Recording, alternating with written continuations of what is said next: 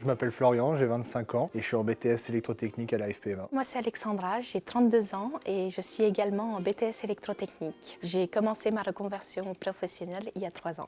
Je suis en apprentissage. Actuellement, je suis à la SOTEB, à Bourg-en-Bresse. C'est l'électricité générale, automatisme, tertiaire, industriel, énergie pour EDF, Enedis et un peu de nucléaire aussi. Je suis actuellement chez Texen CMSI à Attigna pour mon apprentissage. Nous, à Texen, nous fabriquons tout ce qui est boîtier de cosmétiques en plastique, donc c'est de la plasturgie. Moi, j'ai choisi l'électrotech en reconversion professionnelle. J'avais juste monté mon PC moi-même, ça m'avait plu.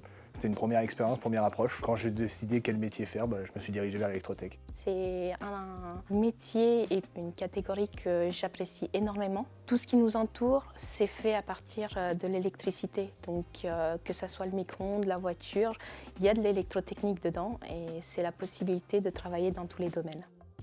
Pour moi, l'électrotechnique, c'est quelque chose où on a pas mal de possibilités. C'est l'électricité, bien sûr, et c'est toutes les techniques qui vont pivoter autour, donc mécanique, pneumatique, hydraulique. Et c'est ce mélange-là qui donne l'électrotechnique. C'est très complet, je pense qu'il n'y en a pas assez d'une vie pour découvrir tout ce qu'il y a à découvrir sur le métier.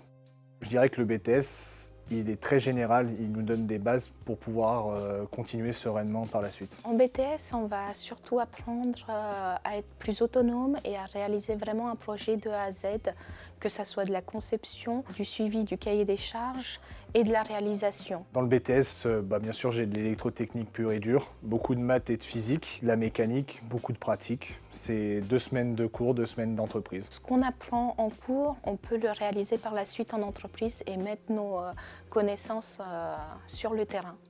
Ce qui est vraiment passionnant dans notre voie de parcours professionnel, c'est que la technologie évolue tous les jours. Donc ce qu'on apprend aujourd'hui pourra évoluer avec le temps. Si tu as envie de faire de l'électrotech, faut pas hésiter. C'est un métier qui a des possibilités infinies. Tout le monde peut y trouver son compte.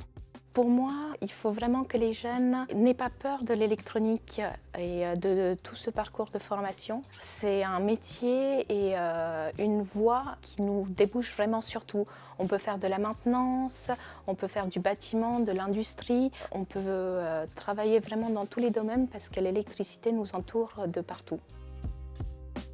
Ordi. Ordinateur, j'y passe toute la journée. Solo. Les deux, parce qu'on peut évoluer en équipe, mais aussi un temps pour soi pour bien se poser. Oh, c'est dur. Alternatif. Je préfère la précision. Précis. Bureau. Ah, les deux. Je peux pas choisir là. Parce qu'un bon technicien de bureau, ça sera quelqu'un qui connaît le terrain et inversement. Surprise. Agir. Réfléchir. Écouter. On apprend beaucoup.